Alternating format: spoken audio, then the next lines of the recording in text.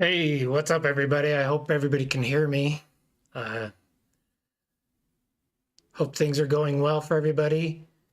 Last week was my first live stream. We did a subdivision in St. George, Utah. St. George, Utah is kind of a little vacation spot here for locals.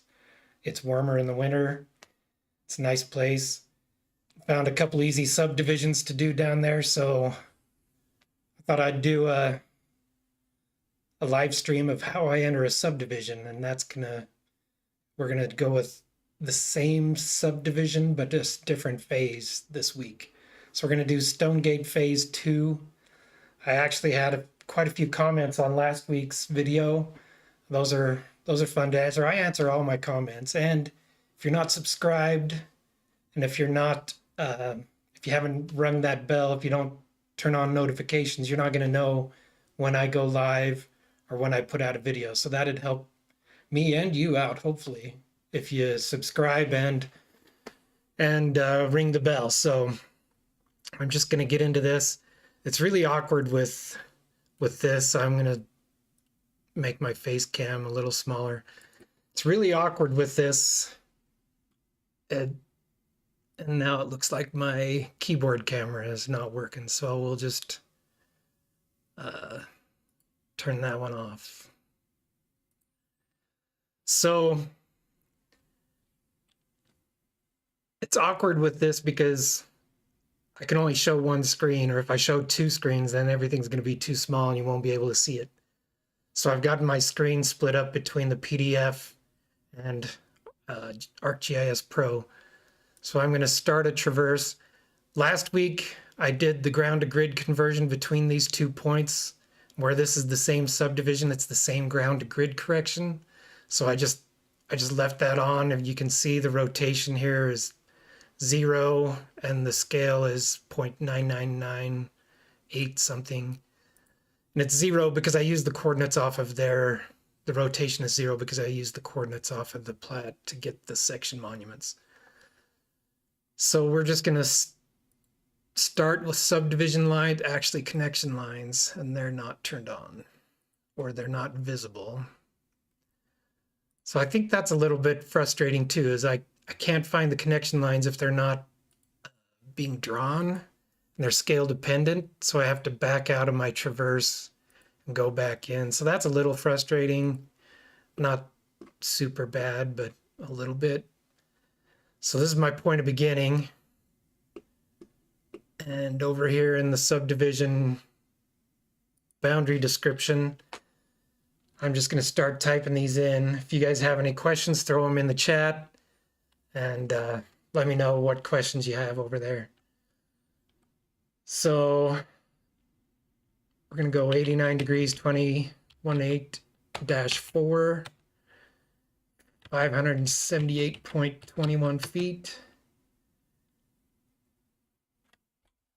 Let me see. Nope. I got that wrong.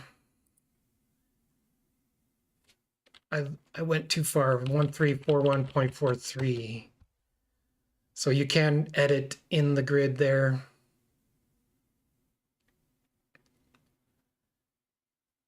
Is this the same? Oh, I'm doing last week's. This is, all right. Had to scroll down to get to this week, to this new subdivision. So I'm going to have to do a little, I think that's right. Okay. So now that I've got the right PDF up, the distance is the same.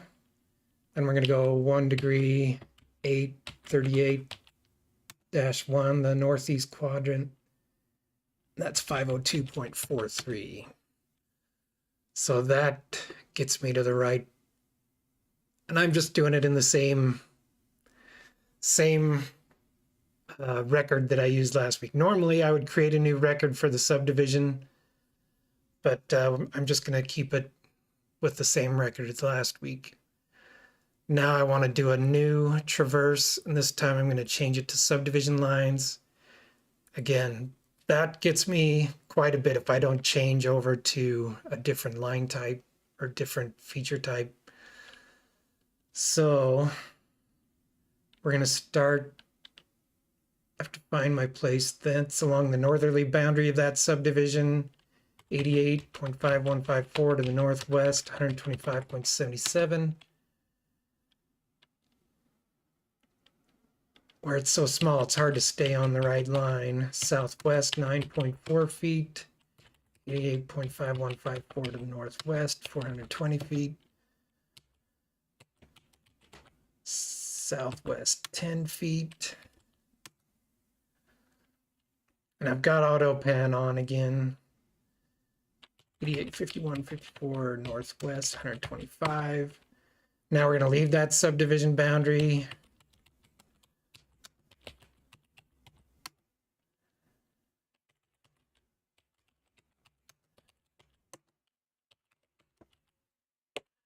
I don't know why they do these little jogs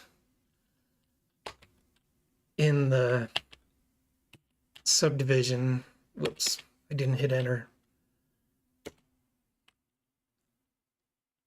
Northeast. Let's see, where am I? Lost my place. That happens all the time.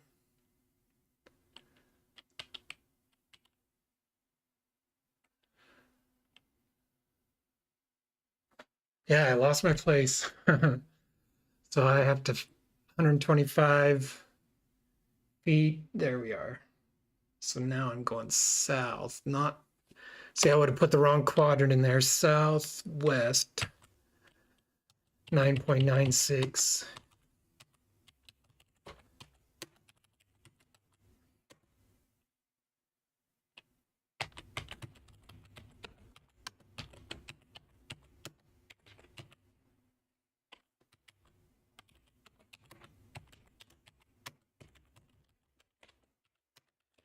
Best thing you can do is get good with the number keys. And then 1.08, 38 southwest, 557.53 feet. So there's the subdivision boundary, and I got it within 0.01, which is acceptable. Now I'm going to drag my PDF back in to georeference it.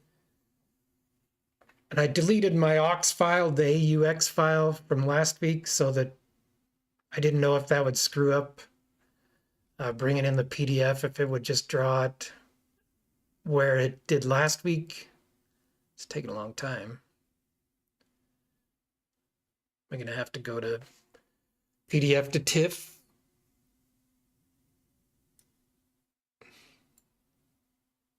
There, it's spinning. I wonder if it didn't grab it the first time. So this time I want page 2. I want the resolution to be 300. Hit OK. And that's going to drop this image into my contents. So with it selected, I go to imagery. Well, cancel. Looks like it did get it the first time. So I go to the imagery tab, georeference, and then fit to display. Then I zoom in and just start adding control points.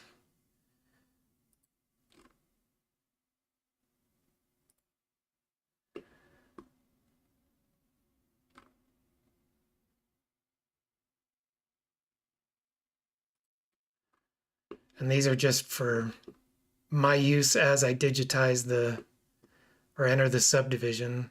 So I don't get it exact, or I don't zoom in along or really far to get the most accurate points. So that's 3 points. And then I hit save and then close georeference.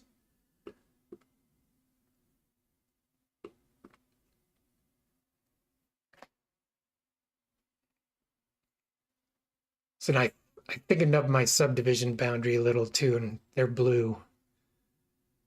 So now I'm going to go and change my selection to subdivision line. It's actually subdivision, or I forgot a step. Create seeds and build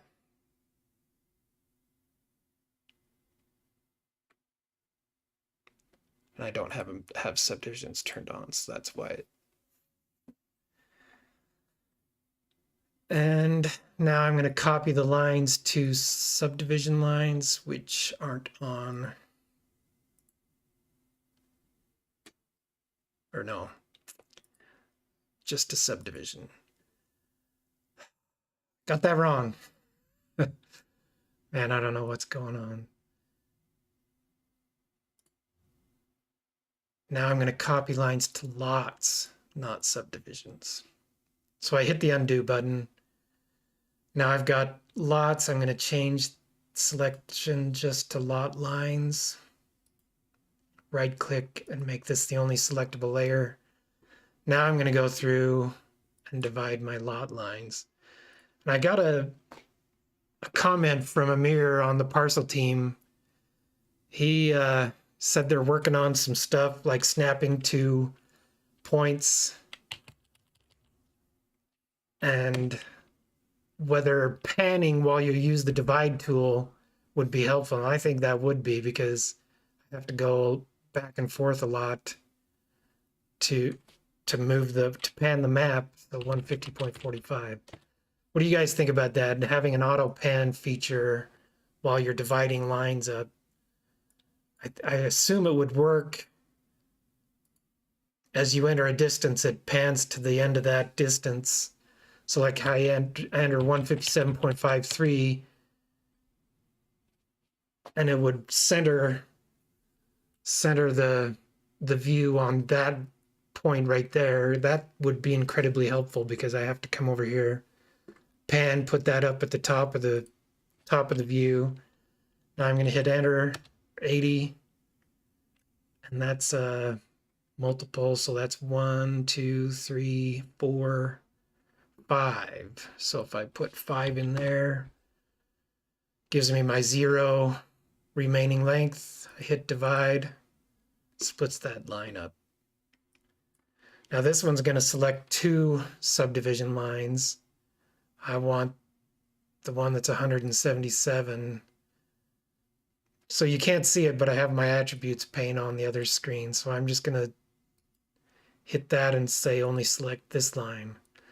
And I could get around that if I had this in a different record. I could come up here and show only active record. Then I wouldn't have those lines in this record. And maybe I should have done that, because this is going to be a pain. I hit this button to clear, and I hit 100.77 and 25. No, I wanted the other line. I wanted the longer one.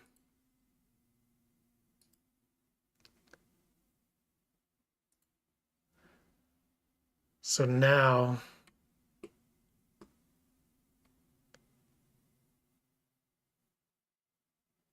oh, crud.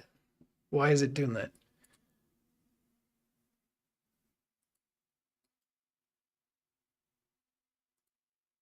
Not sure why it's flipped around, but we'll say from the end of line.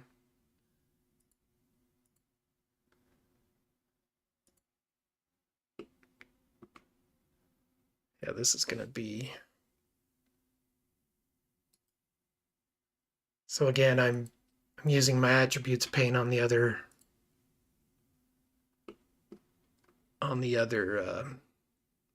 screen.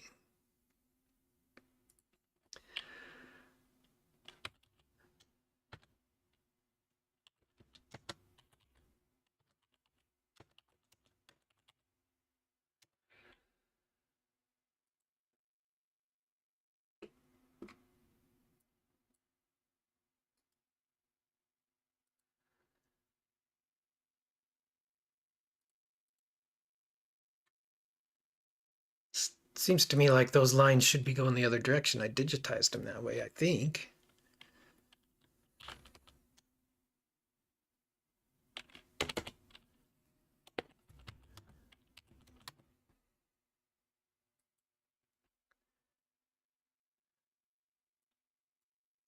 So I don't know. Do you guys do this this method, the divide method, or do you do it differently? A lot of people say, well, I just use the CAD file and bring those lines in, but then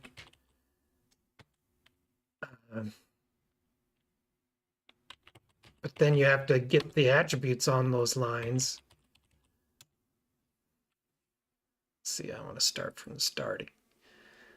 See, now it's going the right direction.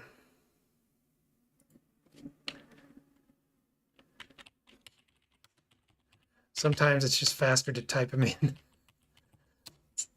instead of hitting that repetitions. I guess I could tab over to the repetitions. You always need to remember to hit that divide, the divide button, and make sure your focus is in the tool.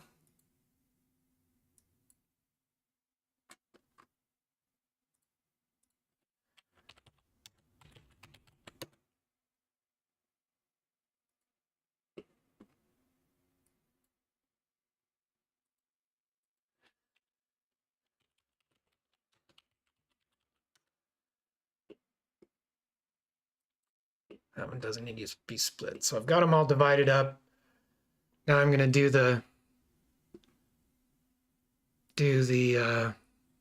rights of way, and rather than, I don't know, do you guys care if I have the curve table up? It's kind of a pain in the butt. I can do what I did last week and create a magnifying window.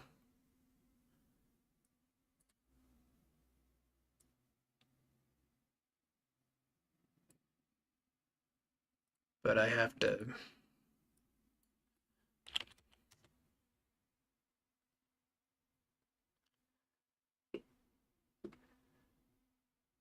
this magnifying window is hard to navigate.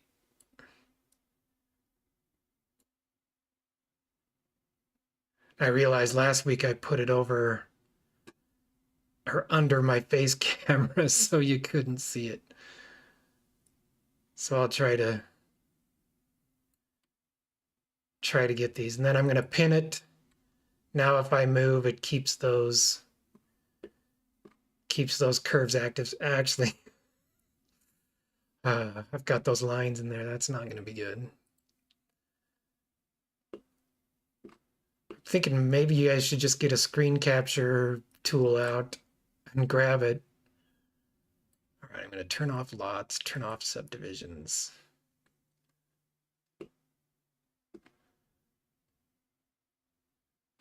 And tax parcels.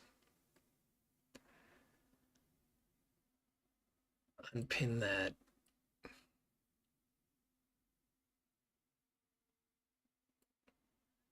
Now pin it. So yeah, that's a big pain for me, but I think it helps that you can see it. I wish it could be a free floating window, not part of the view. Like I could drag it over here and it wouldn't be hidden by the contents pane. I guess I'll unpin the contents pane. So there. Now we'll start a new traverse. And I want to make it lot lines, except I turned them off.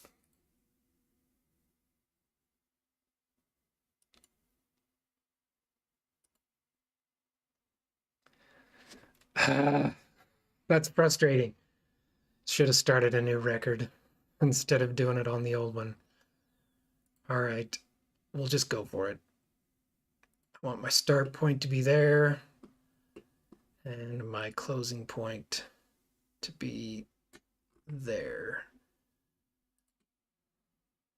And where these are identical boundaries, I'm hoping they share the same point there.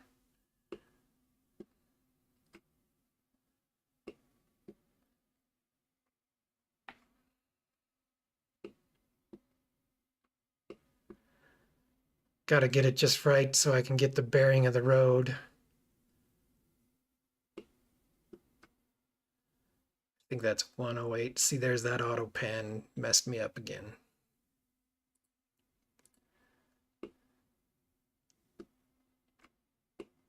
It's 108.06, I think. Yeah, southwest. And change that to lot lines. 75 feet. Tangent curve 4 has a radius of 25, so it's negative 25 because it's going to the left. If you have trouble with curves, let me know in the chat, because that was when I talk to people that do this or are learning this stuff. Curves are very intimidating to people. So when you look at whether a curve turns to the left or the right, I imagine myself straddling the line, going the direction I'm going. And if it goes this way, it goes to the left. It goes this way, it goes to the right. That's how I remember. So if I'm straddling the line facing this direction, it's going to go to my left. And it's a little bit of a mind bender, but once you get used to going the opposite direction, this is left and this is right. And then that's curve 4. So the delta is 90, and it's not. And then 88, 51, 54, we can zoom in a little now.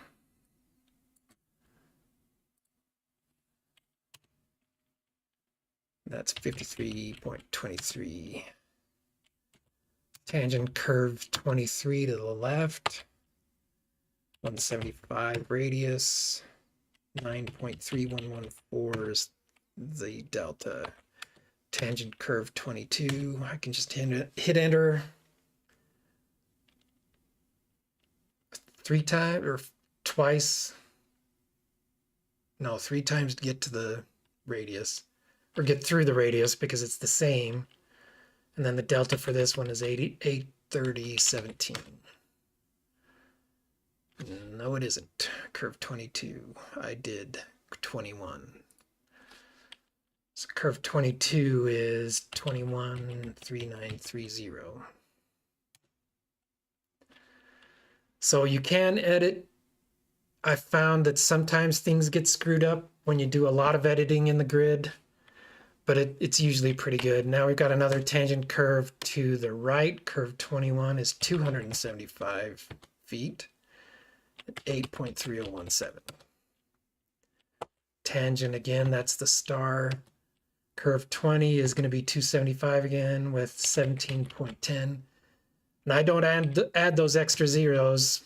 I mean, you can if you want, but you don't have to. It was 17 degrees 10 minutes, so I don't enter zeros for seconds. You don't have to.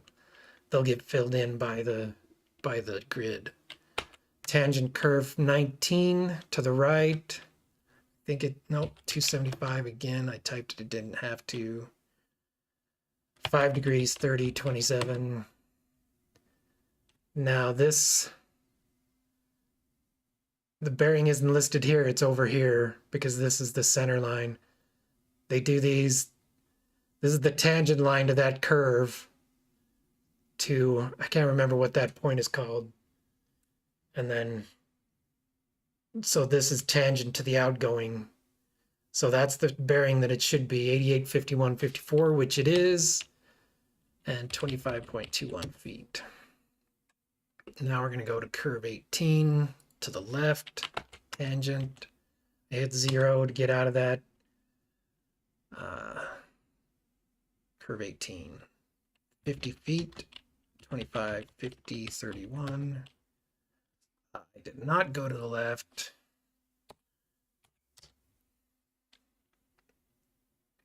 And then curve 1 is to the right. And that is, can't see it because my,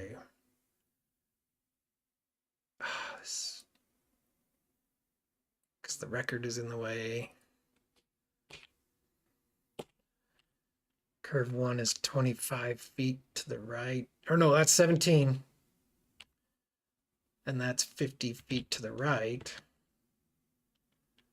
14, 4, 6, 4, 0. Curve 16 to the right. 55, 50, 45. 15 to the right. So you can save yourself a lot of time typing by just hitting enter. If it's tangent, you hit star enter, and if it's the same radius, you just hit enter and it keeps the old radius. Now curve 14, 19.3123. I put it in the, didn't hit my enter like I was just telling you. 14 is 19.3123. Now curve 13 goes the other direction. To the left, 50 feet, 25, 50, 31. Let's see if our outgoing bearing matches. It's probably 108.06, yep. Down here. We got the right bearing coming out of the curves. We're having better luck this week than last week. Now I should have my auto pan turned on.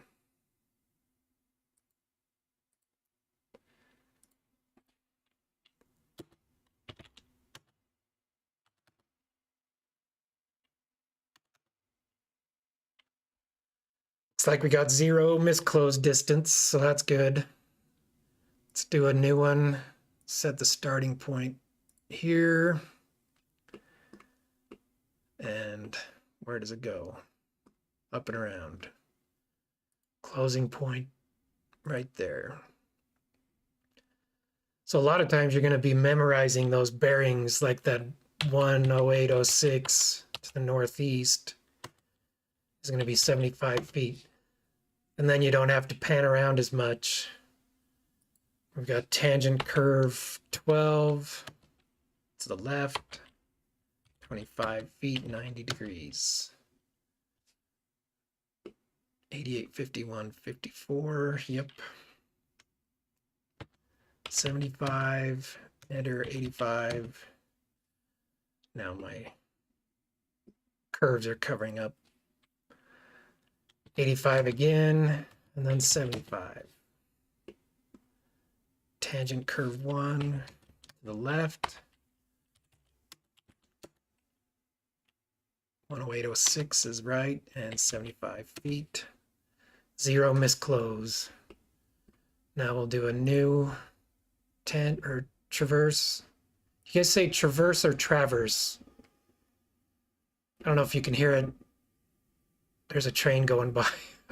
Tell me if you hear the train, because I've got mic settings. Try to block out the train. So let me know if you're hearing the train in the chat.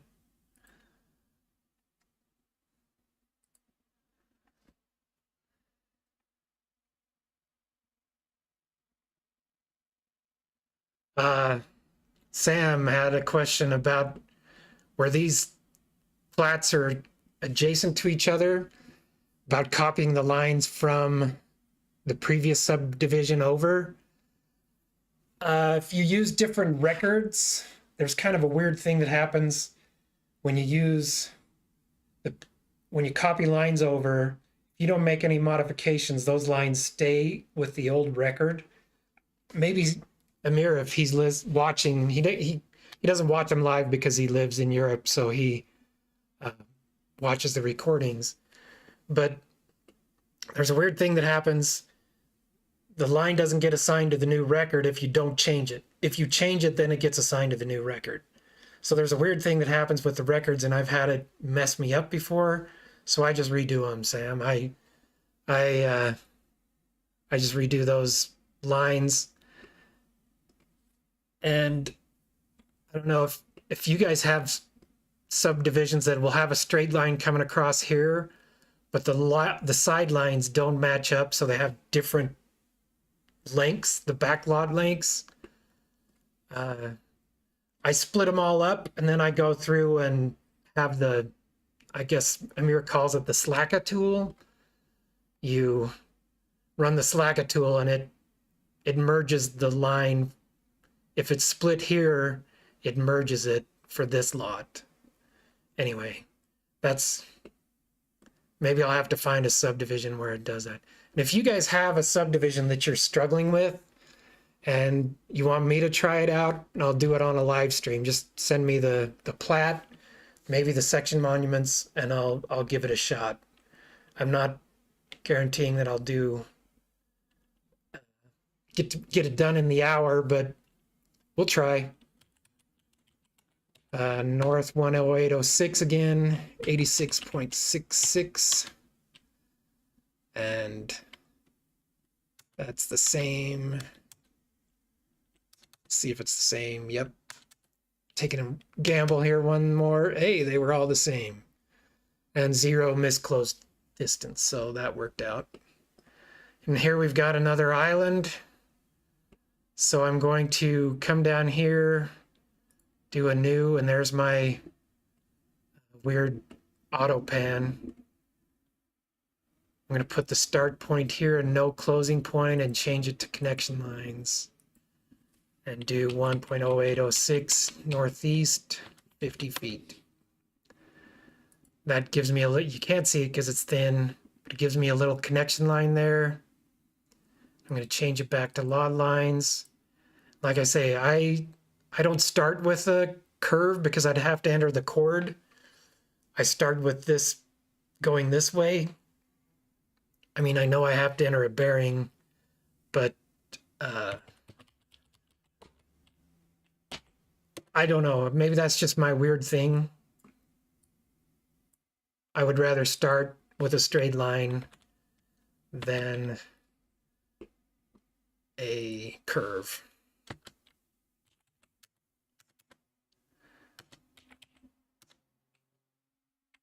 Tangent curve 2, 25 feet, I'm betting 90 degrees. 10806, looks like we got the outgoing bearing. Here comes another train.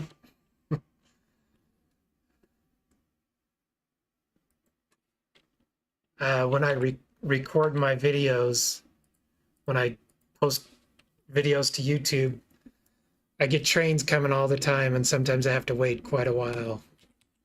So I hope I've got the mic set up so you don't hear it. Curve 3 to the right, 25, 90, 88, 51, 54. Everything's nice and square. I said 55. See how I went a little beyond that, and I typed in the wrong one. It's 53.23, not 55.23. So little visual cues will help you figure out your errors. I don't know how many times I've missed a little tiny line and had to go back through the whole thing and try to figure out where I screwed up. Curve 5 to the left, 225, then the delta's 5.1745. Tangent, same radius, 22, 10, 04. Curve 7 is going to be the same, 3.4255. Curve 8's going the other direction. Also 225, not 255, 225. Oh. Curve 8 is 19.1944. I hope it's a little blurry. Now we're going to curve 9, tangent, so I hit my star. And it's the same radius, 11, 50, 59.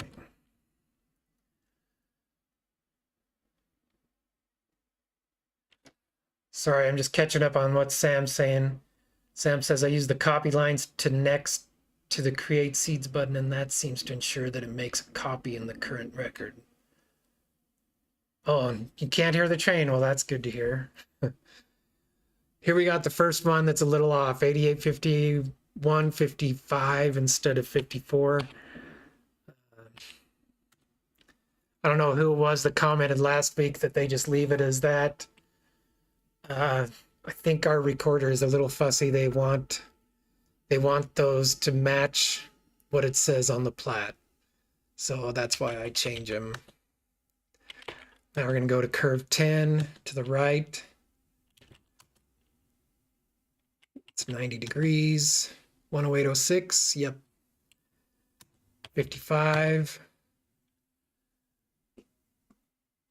And 80. We'll see if it's 80 again. Nope. 65. And our last one around the bend, curve 11, 25 to the right and 90 degrees. 0 misclose distance. So I think that's all the curves. So I can get rid of my magnifier. Everything's a toggle. I wish there was an X on this screen, but I have to click up there to toggle that off. So Amir says that they are going to try to get something that last week I talked about how ArcMap's Parcel Fabric was much easier to do these interior lot lines because they gave you points. Like if I start here at this location, it had a point with a label. So there was an entry box here in the grid. You could add that point. So I would be on my keypad. So you can't see my keystrokes because that camera froze up. But that on my keypad, I would hit my arrow button over to get to or the home button would get me to the farthest left, and I would enter the point number and then go from there, and I wouldn't have to keep clicking on the start point and the end point. So we're going to start here, and here we'll do the island first. And since that's I'm going to select that bearing and hit Control-C to copy it.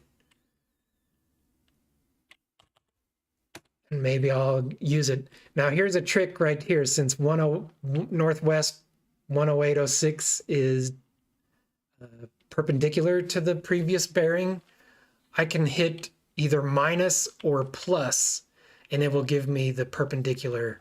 Minus is left, plus is right. So where I'm going to go to the left, I'm going to hit minus, then enter, and then I'm going to have to do a little math. 106.49 minus 100.24.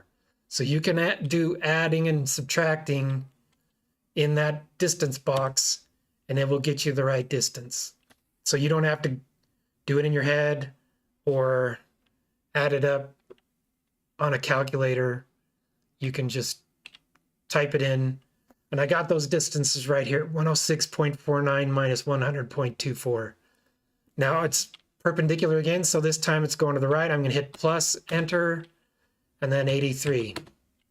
Negative, enter, 121.3 minus 106.49. Plus, enter, 83.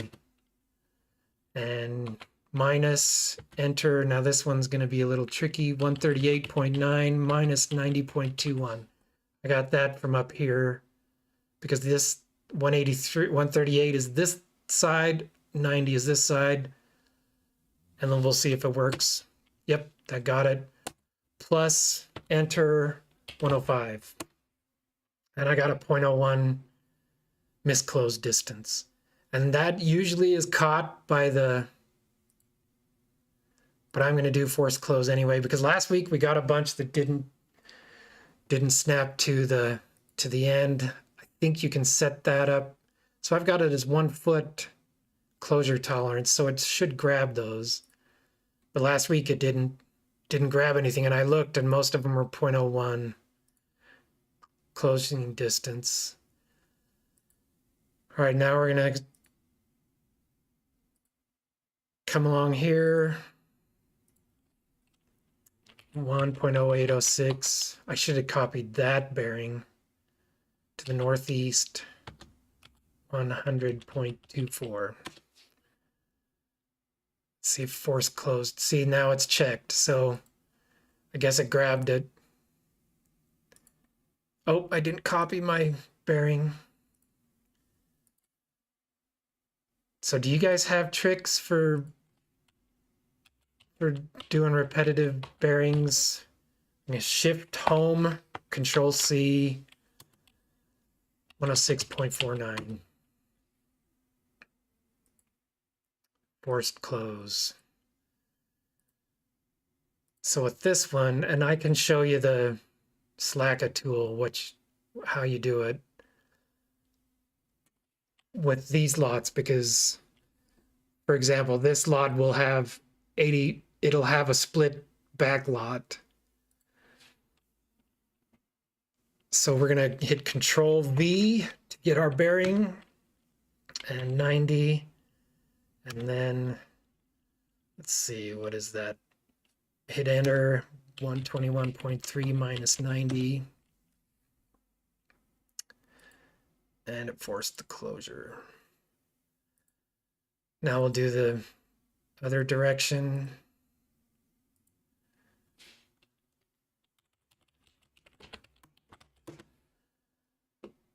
Like I say, the number keys should be your best friend. Getting good at hitting the right numbers is what you want. I Control V again because I still have that in the clipboard. 90.21. I don't know if I'm going to get done with this one today. I did a lot more talking than I. Control V, 104.06. That's the right. See, I entered this line instead of this side because this one's longer. I've already got that short little line in.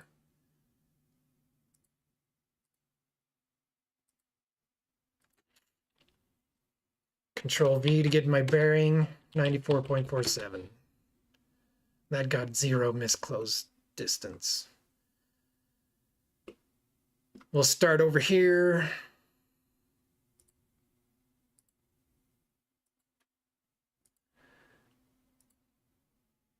So what I was saying about the arc map, and Amir says, I told him he has to call these Mustang modes. So if you didn't watch last week, I talked about renting a Mustang for a trip we went on. And with the Mustang, it was a GT. It has a knob that you can change your driving mode. And when we got it, it was set at miles per gallon to get the best mileage, gas mileage. And it has like track or racing or performance. So we switched it over to performance to make it more fun to drive. I thought entering these, it'd be fun to have a dial or a radio button that says, I'm entering a subdivision boundary. And then the entry grid is a certain way. And now I'm working on lot lines. And so it changes to, labeling these points, and you can enter the point number, and then it will snap to the closing number. So I don't have to keep coming to my mouse.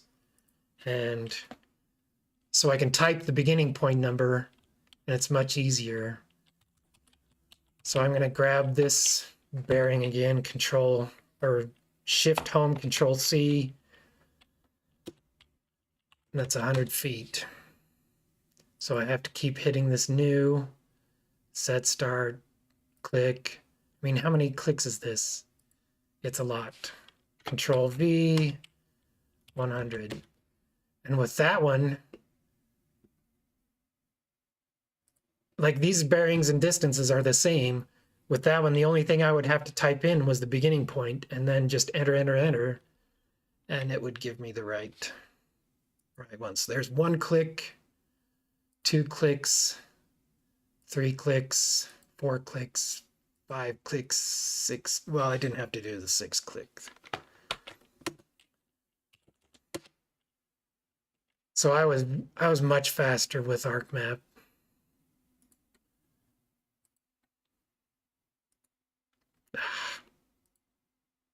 see, I missed the snap.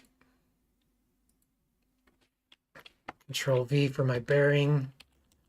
100 feet. One more.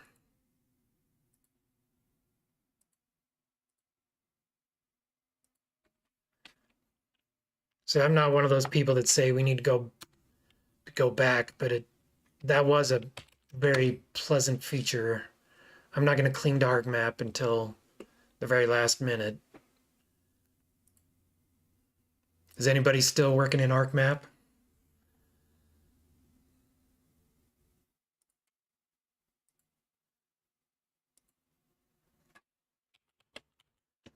I remember going to the user conference, and back when I first started working was when ArcMap came out.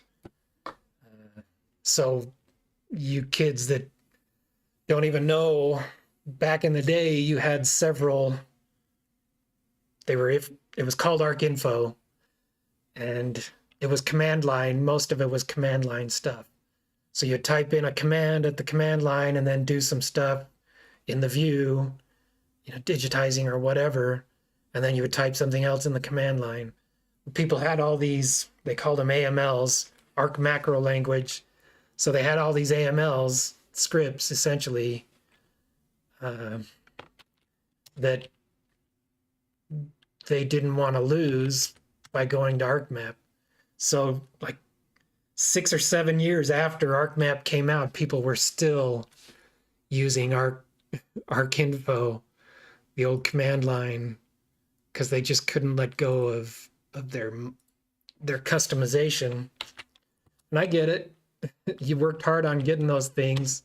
You're going to keep using them. But at the user conference, the people doing the presentations would always say, anybody here still using ArcInfo? And lots of hands would be going up. It was, and where I started right in that transition, I didn't have anything that I was clinging to. So I went right to ArcMap. In fact, there was how many here used ArcView? Anybody use ArcView? ArcView was their first GUI. And just to give you some reference, people loved ArcView because it was a graphic user interface. And they loved ArcView because you could have several layouts and several maps. And that was their biggest complaint about ArcMap, is you could only have one map, but you could have, can you have multiple layouts? I think you can with ArcMap, but you could only have one map. So people were very upset about not having the option to have multiple maps in your MXD. And so they bring out ArcGIS Pro that you can have multiple maps in your project. And what's the biggest complaint about it? So I don't want multiple maps. I don't know how many people I saw complaining about that. Like Esri, I forgot to put my closing point there. Esri did what people were asking, and then people were complaining about it. I thought that was pretty ironic. Yeah, I've been doing GIS and parcel data for probably 20 plus years. It's my favorite part of my job. I could do parcel data all day. I put music in, I got headphones on and put music on and just go for it. It's kind of a pleasant thing for me. It's kind of relaxing. And I also like to see, I put these lines in and it's fun to see those lines plop right on the fence lines. I usually have my plat map a little transparent. I guess I could make it a little transparent here. We'll see what 10% transparent. No, well, 25. That's a little better. So I always always enjoy doing parcel data. It's relaxing to me. I've talked to people that say I would rather dig my eyes out with a ice pick than do that. What have I got in my? Nope, I don't have that one. But I like it. It's fun. And I saw at the user conference that they're working on kind of an AI type routine that will read your legal description and just draw the boundary for you. That'll be interesting to see if they can get that working.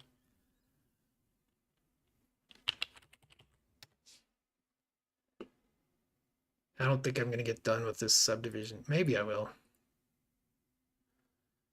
What do you guys think about having the bearing that you enter match what's on the plat? Like start point here and end point here, so it matches that plat bearing.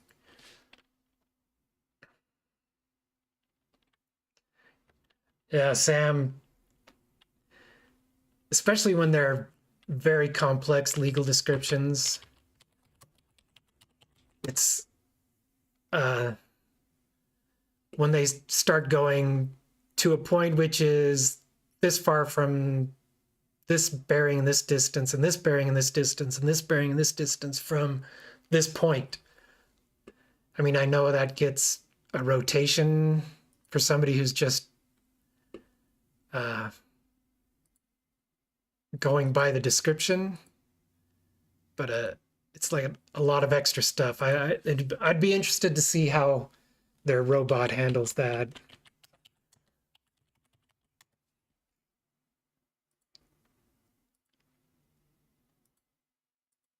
See, and I went to the wrong start location.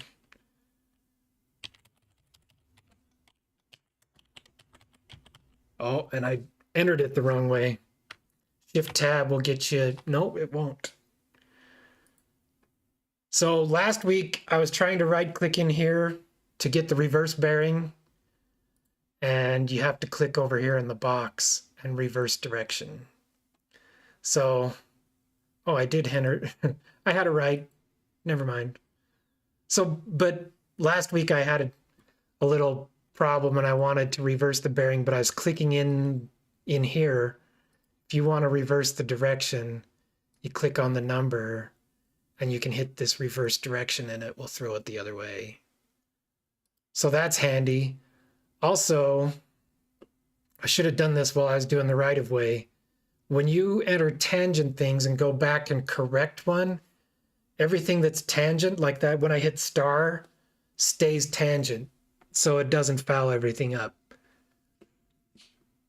I don't know if you've had occasion to use that, but that's kind of handy. Maybe I should do it on purpose.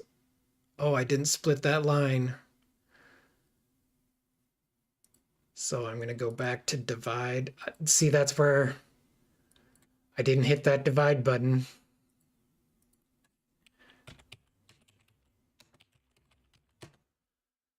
Gotta hit that divide.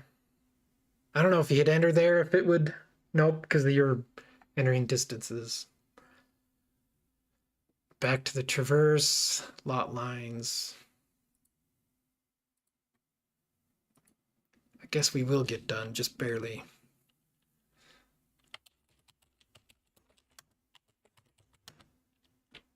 How was everybody's summer?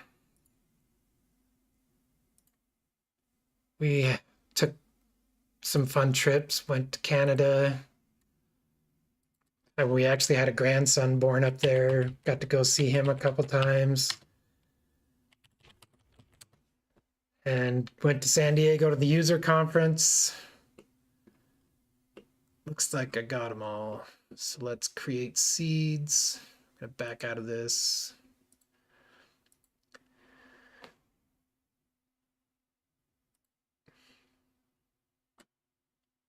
Oh, I've got lots turned off, that's why. There they are. So those little seeds are technically lots. So if you have your polygon layer turned off, it's not going to draw. So this is the symbology for the seed. Not sure how that works, how they do that, where it's really a point. I guess they draw a little circle because if I zoom in, the circle gets bigger. So they are a polygon. They're just small in the center. So it looks like I got seeds for everything this time around. I didn't, 51. Oh, that came over from when I copied the subdivision lines. So that seed's not centered in the lot. It came across because it's in there, it counts it. And now I'm going to build. And sequential numbering tool.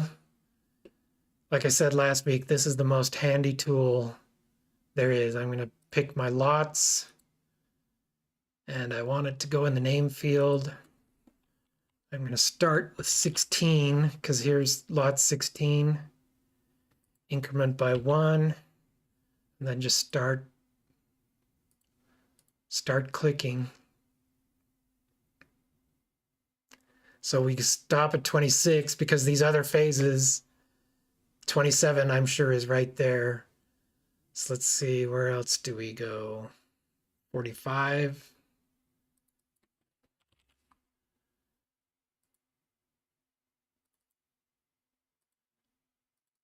I could have kept going there. So 57.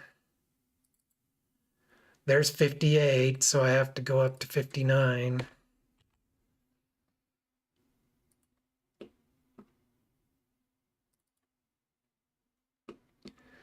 So there, we got all the lots done and numbered.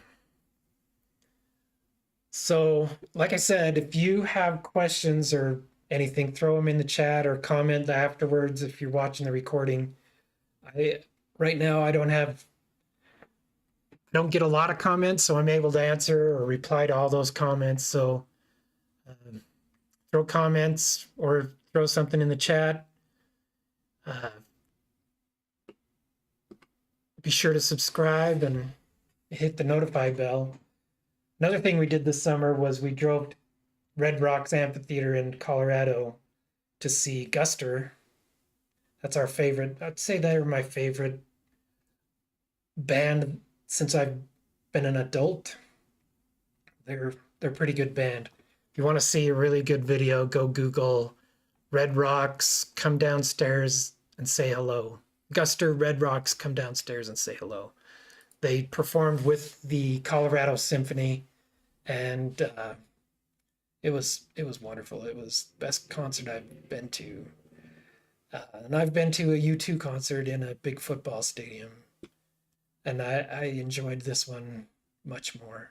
And I don't know if you've seen my other videos. There's one where I go off on a rant because we'd gone to Guster here in Utah at Deer Valley, and I don't know what it is about outdoor venues, but people talk through the whole concert. If you're seated up in the grass, people talk through the whole thing. But we found out if you go stand somewhere up close to stage, if that's allowed, people don't talk as much up there. But I'm getting old. I'm getting grumpy. We went to the Indigo Girls last week, or this week, Tuesday. We went to the Indigo Girls at Red Butte Gardens here in Utah, and we don't sit in the grass because, number one, it rained that day and it was cold. We were all in coats, and the poor Amy and Emily were up there in t-shirts, and I think Emily was wearing a baseball jersey. That was really cool. But they were cold. You could tell they were cold. They'd put their hands in their pockets whenever they had a little break. But kudos to them for playing a show in the cold. Well, that's about it. I appreciate you tuning in. I appreciate you being here, and hope you have a good week. I'm not going to be streaming next week because we're going to be out of town. So another little mini vacation for us. So have a good week. We'll see you next week.